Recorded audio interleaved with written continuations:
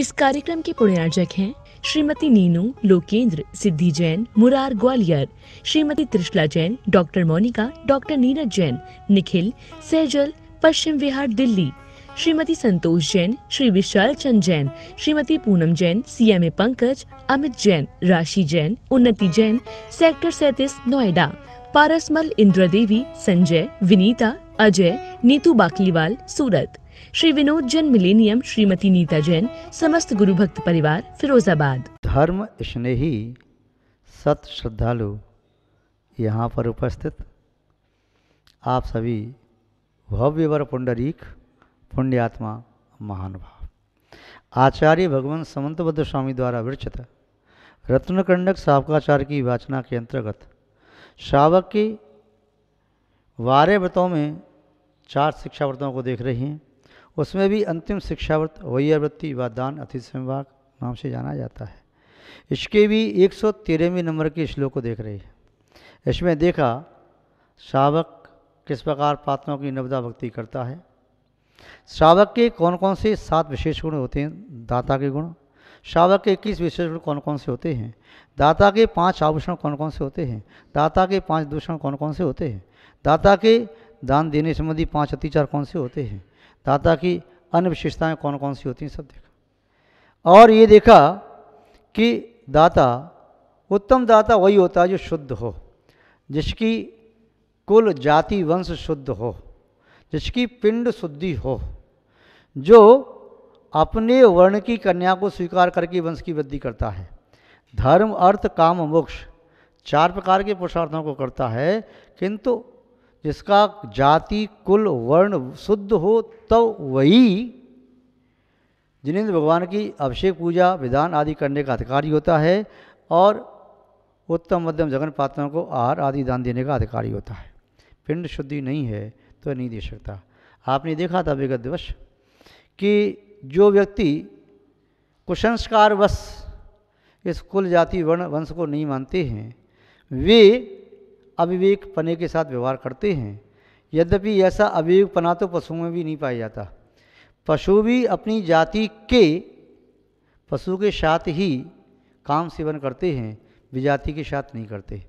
यदि मनुष्य अपनी जाति को छोड़कर विजाति को स्वीकार करता है, तब उसमें मानवता के गुण मानो नष्ट होते चले जा रहे हैं।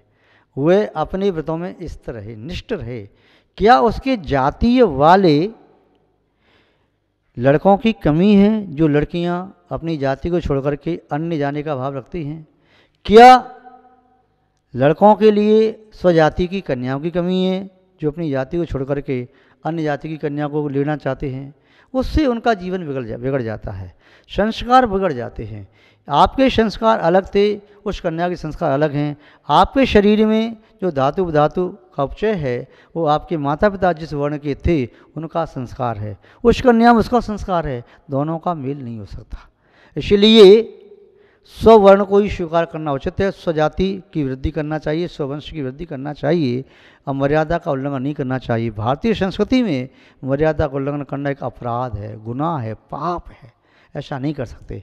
तो ये भारतीय संस्कृति है, शास्त्रों की भाषा है। वैज्ञानिक भी इस बात को स्वीकार करते हैं कि यदि विवर्ण होता है, वर्ण का तिरस्कार किया जाता है, तो वहाँ पर जीवन के विशेष गुण नष्ट हो जाते हैं और जीवन पतित हो जाता है। क्लोन के माध्यम से कई मनुष्यों की या पशुओं की आकृति बनाई जा सकती है, तो उसका प्रभाव पड़ता है। यदि वह शुद्ध है तो, अशुद्ध है तो उसी प्रकार का संकर आदि दोषों से दूषित वह शरीर बनेगा और उसमें उसी प्रकार के संस्कार रहेंगे। जिसके माता पिता शुद्ध थे, संभव उसका बालक भी शुद्ध होगा, और जिसके माता पिता शुद्ध हैं तो बालक भी शुद्ध होगा। कदाचित संगति के माध्यम से कुछ संस्कारों में अंतर आता है, किंतु मूल संस्कार नष्ट नहीं होते। जैसे यदि कोई अन्य वर्ण का व्यक्ति यदि सवर्ण में जाकर के सम्मिलित होता है, तो आज नहीं तो कल उसके पुराने संस्कार जागृत हो जाएंगे और उसके माध्यम से वे सभ्य श्रेष्ठ और सभ्य व्यक्तियों बीचों में बैठने का कोई अधिकारी नहीं रह पाएगा। महानुभाव, जैसे कोई व्यक्ति छाछ की मटकी को धो करके उसमें दूध भर दे, फिर भी उसमें संस्कार थोड़ा रहता है और अच्छा दूध भी छाछ के संसर्ग के अंग अंश से खराब हो जाता है। ऐसे ही किसी संस्कारहीन कन्या को स्वीकार करने से या संस्कारहीन किसी लड़के को कोई कन्या स्वीकार करे तो उनका भी वंश नष्ट हो जाता है, भ्रष्ट हो जाता है, अशुद्ध हो जाता है और पुनः ऐसे कुल में पैदा हुआ कोई भी कन्या या कुंवर वह कहीं देश की, मानवता की, धर्म की, जाति की, वंश की उन्नति का कार्य नहीं कर पाता। अपना उदर पूर्ति तो पशु पक्षी भी करते हैं, कोई बहुत बड़ी बात नहीं है। केवल शरीर के लिए जीवन नहीं जीना है, जीवन जीना है। इस मानव जीवन से परमात्मा की यात्रा की जा सकती है, उसके लिए जीवन जीना है। केवल जीवन का लक्ष्य भोगों तक नहीं है, जीवन का लक्ष्य योग साधना तक, परम योग साधना तक होना चाहिए। केवल पेट तक नहीं, पैसे तक नहीं, प्रजनन तक नहीं, इसके आगे प्रेम है तो उसका विस्तार करो, परमात्मा तक पहुँचो और अपनी प्रतिभा का विकास करो। महानुभाव, आचार्य महोदय ने शुद्धि के बारे में कहा, जैसे लोग तर्क देते हैं कि जाति क्या होती है। देखो, ये प्राकृतिक नियम है, अनादिनित सिद्धांत है। वृक्ष चाहे भले ही वृक्ष एक है किंतु उसमें भी जातियां होती हैं।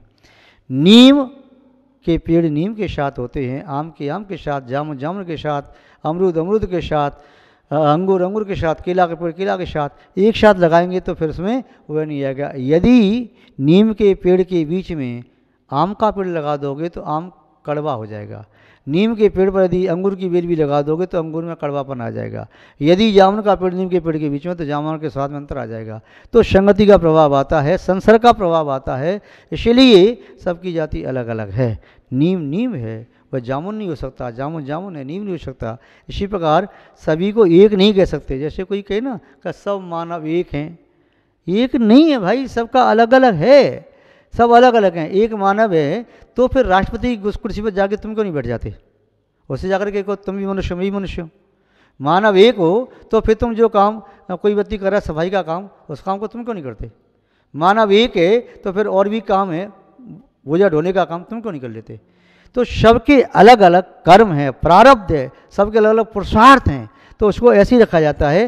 किसी भी डिपार्टमेंट में एक श्रेणी नहीं होती, अनेक श्रेणियाँ होती हैं। स्कूल में विद्यार्थी भी एक नहीं होते, सबकी कक्षाएं अलग अलग होती हैं और सबके पेपर अलग अलग होते हैं। इसी प्रकार से वृक्ष कहने से सब वृक्ष एक नहीं हो जाते, सबकी जातियाँ अलग अलग होती हैं। इसलिए ऐसा कभी नहीं कहना चाहिए हम सब मनुष्य हैं, सब मनुष्य नहीं, सब मनुष्यों में भेद भी है। यहाँ तक कि स्त्रियाँ भी सब एक नहीं है, उसमें भेद भी है। कोई स्त्री आपकी माँ हो सकती है तो कोई स्त्री आपकी पुत्री हो सकती है, कोई बहन भी हो सकती है, कोई पत्नी हो सकती है। क्या सबके साथ स्त्री एक है तो सबके साथ क्या एक जैसे व्यवहार कर लोगे? नहीं करोगे, क्योंकि ये आपको विवेक है कि सब एक नहीं है, अलग अलग हैं। ऐसे ही सभी जातियाँ, सभी वर्ण, सभी वंश, सभी कुल एक नहीं है। पिंड शुद्धि भी कोई बहुत बड़ा स्थान रखती है। चंदन की लकड़ी, बबूल की लकड़ी एक नहीं हो सकती। सोना और लोहा धातु हैं पर दोनों एक नहीं हो सकते। कस्तूरी और केसर एक नहीं हो सकती, मिश्री और नमक एक नहीं हो सकता, पीतल और सोना एक नहीं है, कांच और हीरा एक नहीं है, सीप और चांदी एक नहीं है, अलग अलग हैं। यदि खारा पानी है और कहीं मीठा पानी, दोनों पानी होने पर भी एक नहीं है, अलग अलग हैं। क्योंकि सबके गुण, धर्म, स्वभाव, जाति अलग अलग होते हैं, इसलिए उन्हें एक नहीं कह सकते। यदि ऐसे कहने की भूल कर रहे हैं तब निस्संदेह आप अभी अनभिज्ञ हैं, आपका भी और अध्ययन करना चाहिए। महानुभाव, इसी श्लोक में आचार्य महोदय आगे कह रही हैं, जो कहा शुद्धि न कि शुद्धि के द्वारा ही वह दाता पात्र को हार देता है। अब कह रहे हैं आगे बात, इसी श्लोक को पूरा करते हैं। अपसूना रम्बाणा मार्याणम विशुते दानम। पहला श्लोक देखा, पहली पंक्ति कि नव पुण्डी प्रतिपत्ति सप्तगुण समाहितेन शुद्धि न, 9 प्रकार के पुण्यों के द्वारा वह आदर सत्कार करे, आहार आदि दान दे, सप्तगुणों से सहित होकर के दे, और उसकी पिंड आदि शुद्धि, कुल जाति की शुद्धि होना चाहिए। पूज्य आचार्य श्री विमल सागर जी महाराज, पूज्य आचार्य श्री धर्म सागर जी महाराज, आचार्य शांत सागर जी महाराज और आचार्य सुमत सागर जी महाराज, अन्य आचार्य बड़े बड़े आचार्य हुए, उन्होंने कभी भी पिंड शुद्धि का अपवाद नहीं किया। ये नहीं कहा कि पिंड शुद्धि कुछ नहीं है। वर्तमान के आचार्य भी, जितने भी आचार्य हैं, वे भी तो स्वीकार करते हैं। वर्तमान काल के विद्वान किसी भी धर्म व संप्रदाय के यदि सही विद्वान है, पल्लवगाई विद्या नहीं है, यदि तलस्पर्शी ज्ञान है, तो कोई भी विद्वान ये नहीं कह सकता कि वर्ण शुद्धि का, पिंड शुद्धि का कोई महत्व नहीं है। क्यों? क्योंकि लोहे से कभी सोने जैसे आभूषण नहीं बनते, कांच कभी हीरे की तरह से वो समानता को प्राप्त नहीं कर सकता। भले ऊपर से वर्ण हो, हल्दी और केसर दोनों हो, एक हो सकती क्या? नहीं हो सकते। दोनों के गुणधर्म अलग अलग हैं, भले ही वर्ण एक साथ दिखाई दे जाए। तो महानुभाव पिंड शुद्धि में अपना महत्व रखती है। आगे कह रहे अपसूना रम्याण, अपसूना रम्याण। अपसून पंचसून होते हैं, पंचसून होते हैं उन 5 प्रकार की आरंभजनित क्रियाओं के माध्यम से पाप का असव होता है, सावध होता है। इसलिए जो भी त्यागीवती साधु होते हैं इन पंचसून से रहित होते हैं। ये 5 सून कौन कौन से हैं? आचार्य ने लिखा है, खंडनी पेषणी चुल्ली उदकम व प्रमार्जनी पंचसूना ग्रस्तस्य तेन मोक्षम न गच्छति। जो ग्रस्त इन आरंभ में लीन रहता है वह मोक्ष को प्राप्त नहीं करता, और जो इन 5 कार्य को करता है वह साधु नहीं, वह ग्रस्त जैसा ही है। खंडनी कूटना, पेषणी पीसना, चुल्ली चूल्हे पर रोटी आदि बनाना, चूल्हा जलाना, उदकुंभ पड़ेली गिनौची सब पानी आदि भरना वह कार्य करना, प्रमार्जनी झाड़ू आदि लगाना, ये कार्य करता है। ये पंचसूना है। ग्रस्तस्य ये ग्रस्त के कार्य हैं, ये कार्य साधु नहीं कर सकता, क्योंकि इस कार्य को करने वाला तेन मोक्षम न गच्छति, वह मोक्ष को प्राप्त नहीं करता। इन कार्यों के करते हुए मोक्ष की प्राप्ति नहीं होती, इन कार्यों को छोड़ करके मोक्ष की प्राप्ति संभव है। ये 5 सून है। इन पंचसूना का त्याग करने वाला ही आर्य है। क्या कहा? अपसूना रंबाणा, और आरंभ नहीं करे। साधु वह है जो आरंभ नहीं करे, खेती नहीं करे, किसी की नौकरी नहीं करे, व्यापार नहीं करे, कोई विद्या कला शिल्प आदि का प्रयोग न करे। कि जैसे माना कि साधु बन गया, वह कोई कला जानता था बनाने की, खिलौने बना रहा है, मटके बना रहा है, कपड़े बना रहा है, कोई और बना रहा है, तो साधु बन करके अब नहीं कर सकते। कोई भी आरंभ सारंभ नहीं कर सकते। सेवा कृष्ण आदि कोई सब का त्याग पड़ता है, जरूरी है। तो इन सब का आरंभ का त्याग, तो जो आरंभ से रहित है, परग्रह से रहित है, सून से रहित है, विषय कसायों से रहित है, पंच इंद्रियों को विजय करने वाला है, वह साधु जो ज्ञान ध्यान तप में लीन रहता है, प्रशंसा के योग्य होता है। तो महानुभाव आर्याणाम, तो अगर अपसूनारम्भाणाम आर्याणाम, ऐसे आर्य पुरुषों को, ऐसे साधु जनों को आहार दिया जाता है। तो वह दाता इस प्रकार उनको आहार देता है। यदि साधक जीवन में कोई साधक इन प्रकार के कार्यों में व्यस्त हैं, इन्हीं प्रकार के कार्यों में संलग्न हैं, तो ऐसे कार्यों में संलग्न होने वाला वह साधु अपनी साधना कैसे कर पाएगा? आपको ज्ञात है, एक साधु ने लोक व्यवहार को देख करके लोगों ने कहा, नग्न नहीं रहो महाराज, एक लंगोटी धारण कर लो। लंगोटी धारण की तो लंगोटी जहाँ रहते थे तो लंगोटी को धोने का विकल्प, सुखाने का विकल्प, जहाँ डालते थे चूहा काट जाता था, तो उन्होंने वहाँ बिल्ली पाल रखी, बिल्ली के लिए गाय पाल रखी, गाय को पालने के लिए अपनी शादी के लिए पत्नी रखी, उसके लिए फिर एक खेत भी ले लिया राजा से, उसके लिए फिर अपनी एक आश्रम झोंपड़ी बना ली, मकान बना लिया, ये सब कर लिया। पर राजा आया, महाराज क्या बात है, आप तो हम जैसे ग्रस्त हो गए, आप तो साधक थे बड़े अच्छे। बोले आपने कहा ना कि दिगंबर अवस्था ठीक नहीं है, कॉपी ले लो। उस कॉपी ने कहा कमाल ये हो गया, एक कॉपी लेती पूरी गृहस्थी बस गई। इसलिए साधक वह है कि वह परिग्रह का त्यागी होता है। फांस तनक सी तन में शाल है, चाह लंगोटी की दुख वाल है। यदि साधु के उन्हें लंगोटी की भी चाह है तो वह दुख का ही कारण है। ऐसे साधक के लिए कहा पंच सुन से भी रहते रहे, आरंभ से भी रहते रहे, कोई आरंभ नहीं करे, परिग्रह भी नहीं रखे। यदि साधु होकर परिग्रह रखे, कोई रत्न आदि रखे, सोना चांदी आदि रखे, तो कोई बदमाश लोग आएंगे, डांका डालेंगे, या मारपीट करके या वध करके भी जा सकते हैं। साधना कहाँ करेगा? जो साधु परिग्रह रखता है तो उसका मन परिग्रह में लगा रहता है, तो वह साधु साधना नहीं कर पाता। अब आप कहेंगे तीर्थंकरों का भी समोषण तो होता है, तीर्थंकरों का समोषण होता है, किंतु तीर्थंकर वीतरागी होते हैं, वे क्षीणमोह वाले होते हैं, विषय केवली हो गए, तो समोषण उनकी कोई स्पृहा नहीं है, निष्प्रह हैं। रत्नों का बना समोषण है किंतु उसमें कोई ईहा नहीं। इस प्रकार की ईहा बुद्धि वर्तमान की साधकों में नहीं हो सकती, क्योंकि निरीय वृत्ति, ईहा माने इच्छा तो हो सकती है, निरीयता नहीं हो सकती। यदि कोई वस्तु रखेंगे तो उसमें ईहा हो जाएगी। तो आज के साधु तीर्थंकर केवली का उदाहरण देकर के अपने आप को परिग्रह से संलिप्त न करें, कि उनके पास इतना वैभव होता है तो हमने यदि रत्न यदि कोई धन वैभव रख लिया तो क्या हो गया, तो ऐसा नहीं करना चाहिए, नहीं कर सकते। वह साधु संलग्न रहे। हाँ, यदि साधु ध्यान में बैठा है और कोई व्यक्ति साधु के पास कोई वस्तु रख गया, साधु को ज्ञात नहीं है, तो उसका विकल्प नहीं है कि बुद्धि में आ गया कि कोई वस्तु रखी है, तब बुद्धि में आते ही तब तो वह साधु उस प्रकृति से संलिप्त हो जाएगा। आर्याणाम शब्द से चतुर्विध संघ को भी स्वीकार किया जा सकता है। मुनि, आर्य श्रावक, श्राविका। यद्यपि मुनियों का 4 प्रकार का संघ वो एक अलग होता है, जिसमें ऋषि, मुनि, यति, अनगार, ये 4 संघ होते हैं। वह मुनि संघ होता है। ये चतुर्थ संघ होता है तीर्थंकर के समोषण में। प्रत्येक तीर्थंकर के समोषण में ये 4 प्रकार का संघ होता है। ऐसे कोई भी तीर्थंकर नहीं हुए जिनके समोषण में 4 प्रकार का संघ नहीं होता हो। प्रत्येक तीर्थंकर के समोषण में मुनि भी होते हैं, आर्यका भी होती हैं, श्रावक भी होते हैं और श्राविका भी होते हैं। और आचार्य भी चतुर्विध संघ का संचालन करता है। आचार्य भी पंचम काल में तीर्थंकरों के समान वह धर्म का प्रवर्तक होता है, धर्म का प्रभावना करने वाला होता है। और आचार्य रूपी उस सघन वृक्ष की छाया लेते हैं जो आचार्य रूपी वृक्ष संवदर्शन संविज्ञान समाचार से सहित है।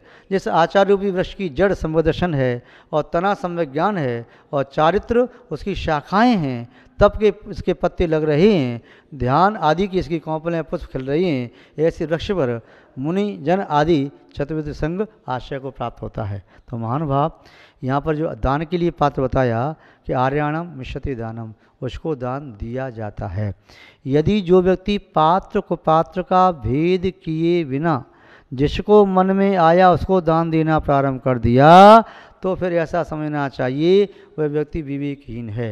वो ऐसे ही है जैसे अपना मुंह मीठा करने के लिए जो कुछ भी हाथ में आ गया तो खा लिया, चाहे नमक खा लिया, चाहे मिर्ची खाई, चाहे खटाई खाई, और चाहे कसाला पदार्थ खाया, और चाहे मिर्ची का टुकड़ा खाया। तो चाहे जो कुछ भी खाने से मिष्ट मुख नहीं होता, मिष्ट पदार्थ को खाने से ही मुँह मीठा होता है। ऐसे ही चाहे जिस किसी को दान देने से सुपात्र दान का फल प्राप्त नहीं होता, सुपात्रों को दान देने से ही सुपात्र दान का फल प्राप्त होता है। तो सत्पात्र 3 प्रकार के होते हैं, उत्तम, मध्यम, जघन्य। दाता का जितना पुण्य हो अपने पुण्य के अनुसार उसे जैसे पात्रों का लाभ होता है, उन प्रकार के पात्रों की नवदा भक्ति पूर्वक 7 गुणों से व 21 गुणों से सहित होकर के शुद्धि पूर्वक वह विधि पूर्वक दान दे, जिससे समीचीन और समग्र फल को प्राप्त करने में वह समर्थ हो सके, परंपरा से आत्मकल्याण भी कर सके। आज बस इतना ही, शेष चर्चा बाद में करेंगे। जय बोलिए श्री शांतनाथ भगवान की, परम पूज्य आचार्य गुरुदेव श्री विद्यानंद जी महाराज की, अहिंसामय विश्व धर्म की। इस कार्यक्रम के पुण्यार्चक थे श्रीमती नीनू लोकेंद्र, सिद्धि Jain, Murar Gwalior, Shrimati Trishala Jain, doctor Monika, doctor Neeraj Jain, Nikhil, Saizal, Paschim Vihar, Delhi, Shrimati Santosh Jain, Shri Vishal Chand Jain, Shrimati Poonam Jain, CMA Pankaj, Amit Jain, राशि जैन, उन्नति जैन, सेक्टर 37 नोएडा, पारसमल, इंद्रा देवी, संजय, विनीता, अजय, नीतू बाकलीवाल, सूरत, श्री विनोद जैन, मिलेनियम, श्रीमती नीता जैन, समस्त गुरु भक्त परिवार, फिरोजाबाद।